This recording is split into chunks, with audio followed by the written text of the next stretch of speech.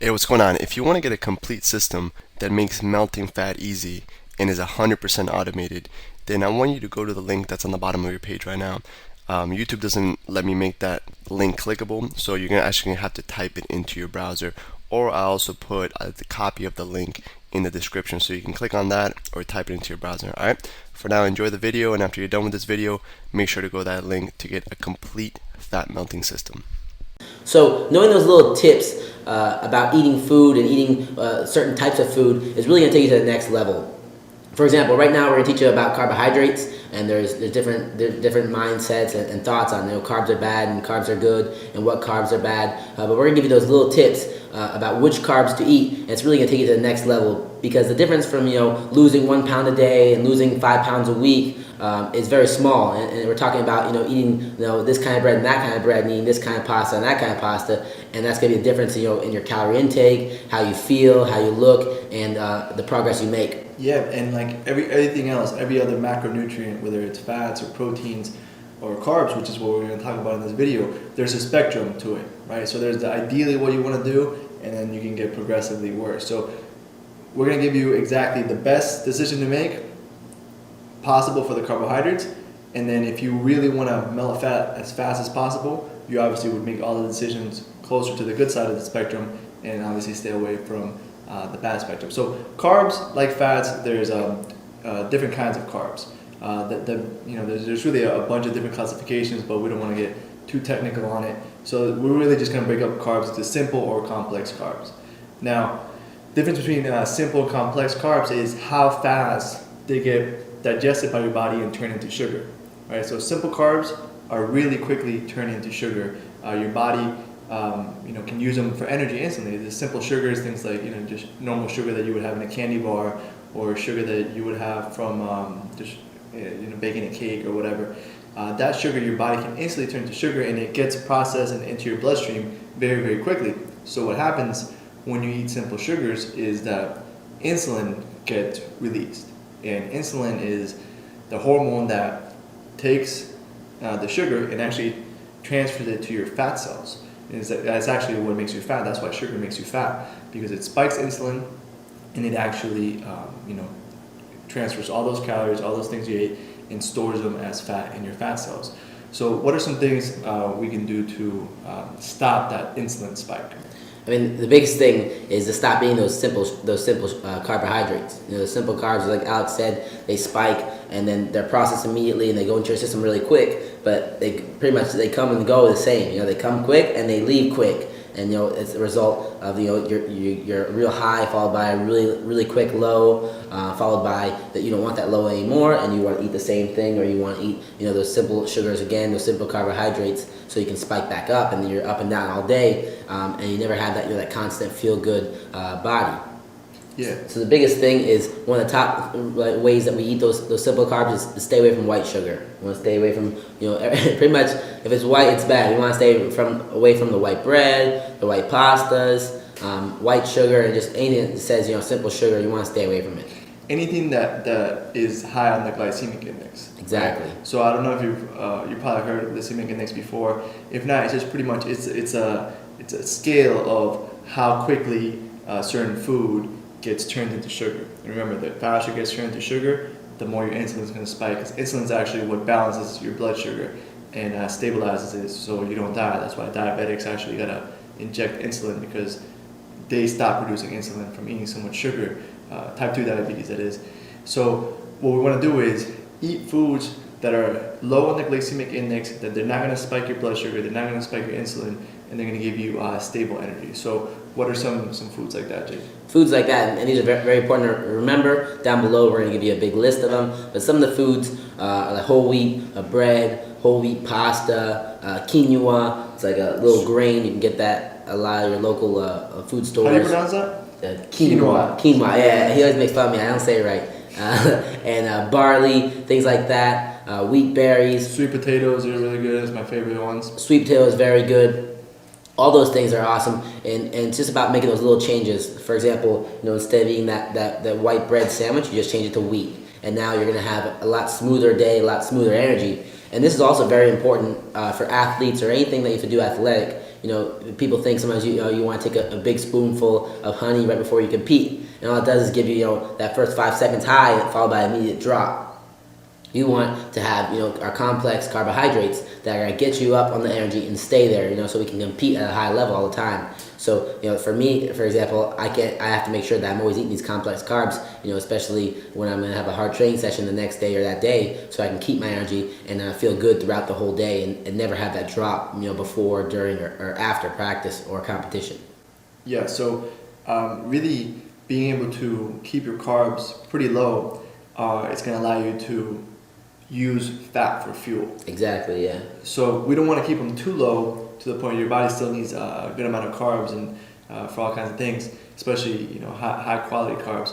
But we want to get your body in a state of ketosis, and we already have systems in this program. Yeah, so can you explain ketosis? So ketosis is just when your body starts using fat for fuel, right? When there's no more carbs in your body, there's no more glycogen in your muscle. Glycogen is energy stored in your muscles.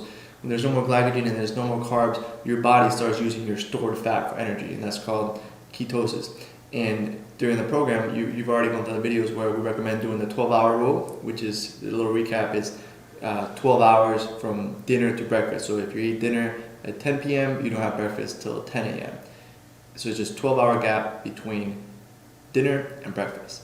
And then we also recommended that morning walk first thing while you're still in that fast, so that you use your stored fat for energy instead of any carbs throughout the day.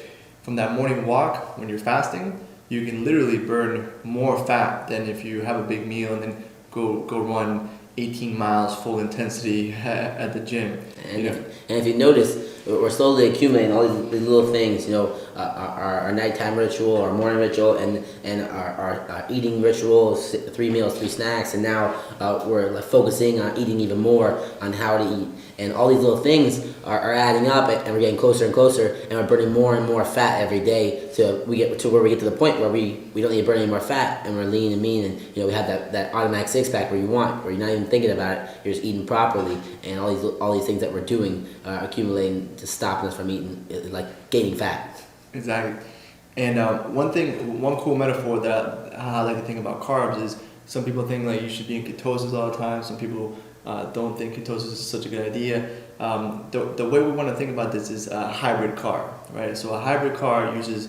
Hey, what's going on? If you're enjoying the video so far, do me a huge favor and click on the like button below.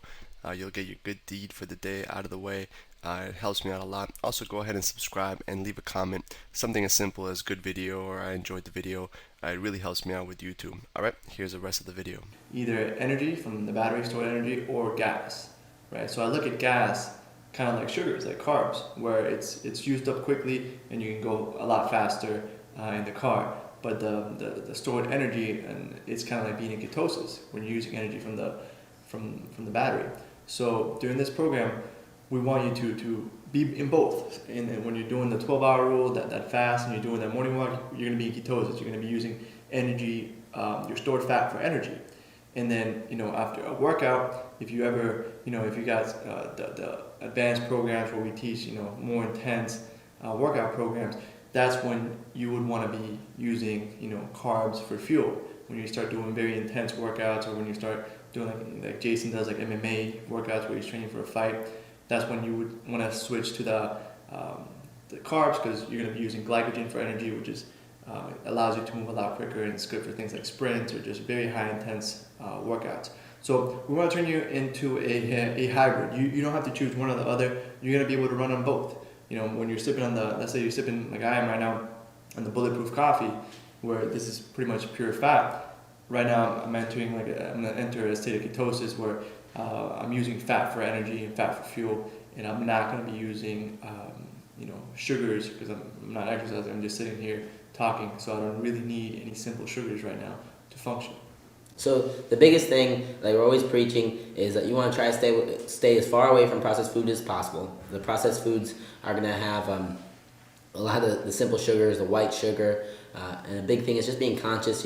Glancing at that ingredients label, and when you're looking at your foods and you see the first ingredient is sugar, a simple sugar, you really want to stay away from it. Especially high fructose corn syrup, right? Exactly. High fructose corn syrup is horrible. All you're gonna get is an immediate spike followed by 5 minutes later a crazy downer, and you're never gonna feel great. You're never gonna feel consistently strong energy throughout the day. So these little tips are gonna make the world of difference. Just switching white bread to wheat bread, and your white pasta to whole wheat pasta. And one of the reasons why wheat bread and wheat pasta are lower on the glycemic index and they don't spike your blood sugar so much is because they have fiber.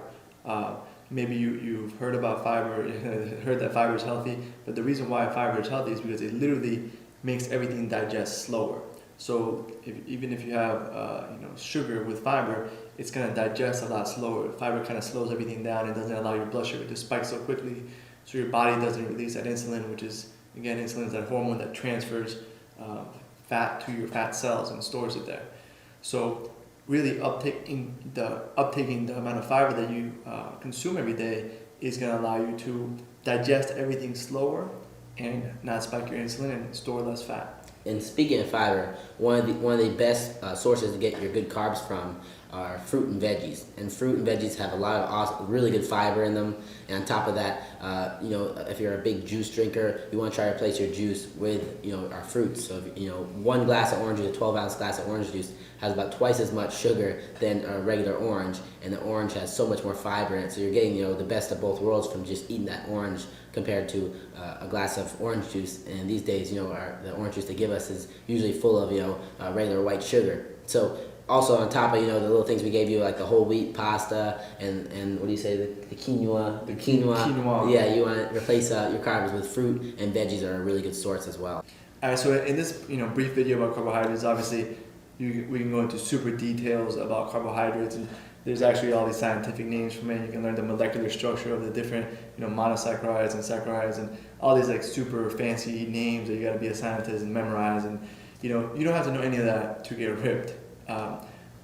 Really, what we want you to know is that when you eat carbs that quickly get turned into sugar, your insulin gets spiked, and insulin is what literally takes all the calories you ate and stores them in your fat lipids, your fat cells. And that's why people get bellies and people get fat, because of when insulin is spiked.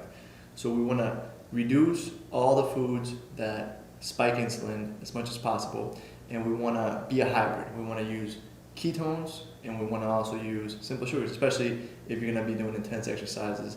But for the most part, if your main goal is to burn fat as fast as possible, you want to be in ketosis by following the 12-hour rule and doing that morning walk that we already talked about before. Here's a little preview. There's a concept coming up inside the program that's all about drinks, and really one of the biggest ways that people mess up is on drinks. They drink so much sugar, whether it's from things like orange juice or even smoothies. I told a story about my friend who would have a fruit smoothie before he went on hikes and did exercise, where he was just trying to burn fat, and he would just use all the sugar from the smoothie for energy instead of his stored fat. So one of the biggest ways people mess up is by using sugar for energy, and they get most of their sugar from all these sugary drinks, whether it's Coke, orange juice, or even fruit smoothies. And we're going to have an entire video on what our favorite drinks are that still taste delicious, and they're not going to give us a bunch of extra calories that spike our sugar. Exactly. How to prepare these drinks, how to look for the proper drinks, when you're shopping, and all little tips on just like killing that little game changer of a drink that makes it so you get fatter while you're drinking it, and you cut all that stuff out, see a huge difference. Yeah, and also about alcohol. We're not here to tell you to never drink alcohol again. Everything, one of the biggest concepts in this program is that everything's a spectrum, right? And even if you are going to drink alcohol, whenever you do, we don't recommend it, especially if you're trying to burn fat. Alcohol is really horrible. It lowers your testosterone. There's a million of bad things for you, dehydrates you. It's horrible for you, but if you are going to do it, you can make better decisions that are not going to mess you up. Hey, we'll show you how to drink. We'll show you how to drink in a way that's not going to completely stall and sabotage you. All right, so that's it for this basic concept. There'll be another worksheet beneath this video, which will give you a summary, exactly what to follow, the key points. So you really use carbs for fuel and you use fats for fuel as well. You become that hybrid, and you stay away from those foods that spike your insulin. All right, have an awesome day, and we'll see you in the next video. Hey, real quick, one more thing before you go. I want to make sure you know that there is no correlation between how hard you work and how much fat you melt or how much muscle you build. All right, there's enough science, enough data out there that there's absolutely no correlation between hard work and results. All right, there's a difference between movement and achievement. All right, if you want to learn my best tips, what I call the 5% hacks that allow you to get maximum results, maximum fat loss, maximum lean muscle gain, I want you to go to the link that's on the bottom of this page, or you can click on the link in the description. All right, you're going to get a complete system for melting fat in an intelligent and streamlined system. I'll see you there.